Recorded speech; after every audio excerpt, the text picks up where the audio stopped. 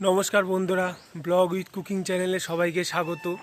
তো আজকে আবার একটা রান্না নিয়ে চলে এসেছি। আগের দিন তো দেখেছিলেন যে ইলিশ মাছ কিনে এনেছিলাম, তো সে মা সেই ইলিশ মাছের মাথা দুটো রেখে দিয়েছিল। তো সেই ইলিশ মাছের মাথা দিয়ে আজকে আমরা কচুর শাক রান্না করব। তো চলো আমরা প্রথমে কচুগুলো কেটে নিই, তারপরে রান্নাটা শুরু করব। মা ছুরি নিয়ে বেরিয়ে পড়েছে। এই যে কচুর শাক কাটবে এখান থেকে, পুকুরের ধারে ভালো বড় বড় কচুর শাক হয়েছে। দেখো সাবধানে নামো, পড়ে যেও না। হ্যাঁ, মোটা মোটা ওই ওই দেখো, ওই দিকটা মোটা মোটা রয়েছে। হ্যাঁ,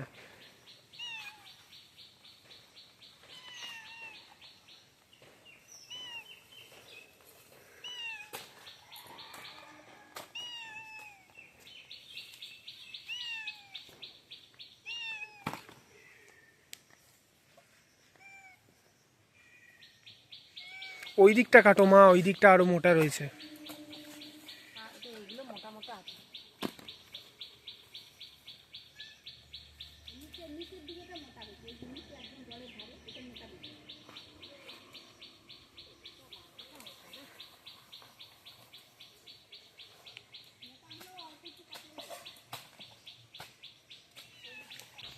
বন্ধুরা, কচু কাটা হয়ে গেছে।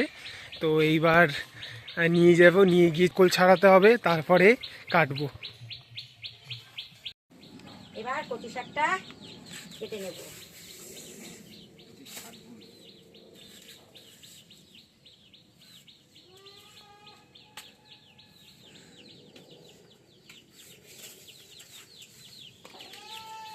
বেশি একদম এই কচু না বাজারে কেনা না, দেখবি কি সুন্দর গলে যাবে,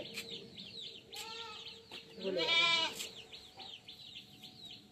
একদম গলে। বাজারে কচু আনলে সেই কিরকম শক্ত শক্ত হয়ে থাকে, 2-3 দিনে তোলা থাকে তো।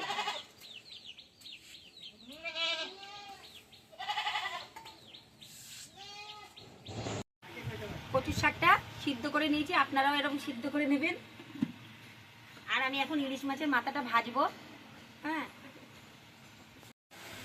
এবার কড়াইটা গরম হয়ে গেছে, এবার তেলটা দিয়ে দেবো।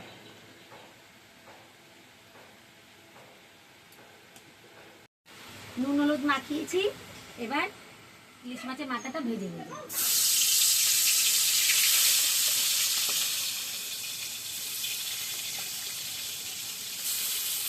ইলিশ মাছটা হালকা করে ভেজে নিয়েছি, যেহেতু বেশি ভাজে না, আমি হালকা হালকা করে ভেজে নিয়েছি, তেলটাও নষ্ট হয়ে যায়।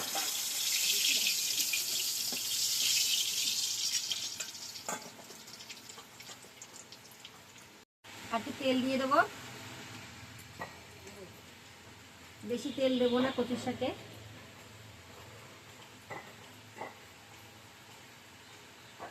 এর মধ্যে দিয়ে দিচ্ছি কালো জিরে ফোড়ন,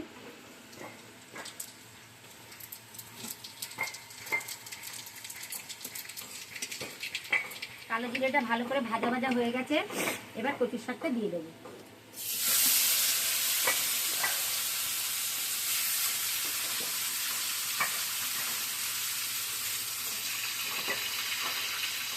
দিয়ে দিচ্ছি কাঁচা লঙ্কা। কাঁচা লঙ্কা কিন্তু ঝাল থাকে না, এখন হালকা হালকা ঝাল, ওই জন্য একটু বেশি করে দিয়েছি।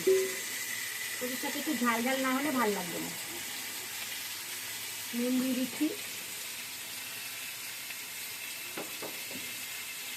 দিয়ে দেবো লঙ্কার গুঁড়ো, দিয়ে দিচ্ছি হলুদের গুঁড়ো একটু সামান্য পরিমাণ, বেশি দেবো না। এবার ভালো করে নাড়বো।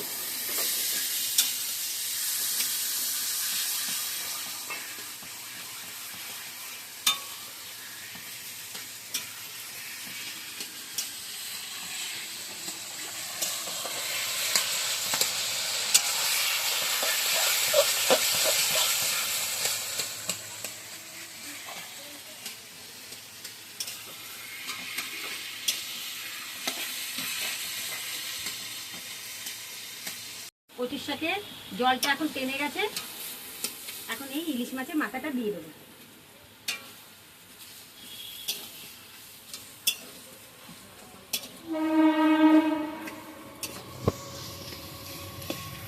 একটু ভেঙে দেবো।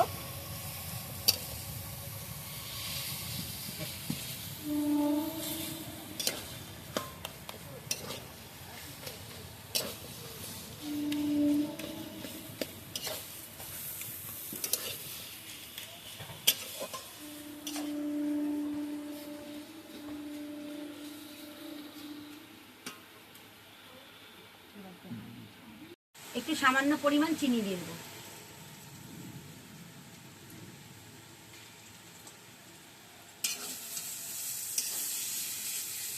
এবার ভালো করে এটাকে নেড়ে দেবো যাতে চিনিটা মিশে যায়।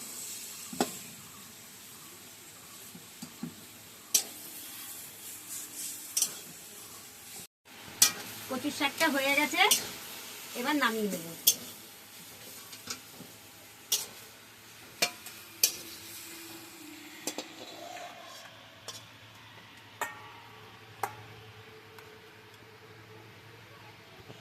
ইলিশ মাছের মাথা দিয়ে কচুর শাকটা করেছি, আপনারাও খেয়ে দেখবেন কেমন লাগে, আর কমেন্ট করে জানাবেন, লাইক করবেন, শেয়ার করবেন, আর সাবস্ক্রাইব করবেন, আর বেল আইকনটা ক্লিক করে দেবেন। ধন্যবাদ।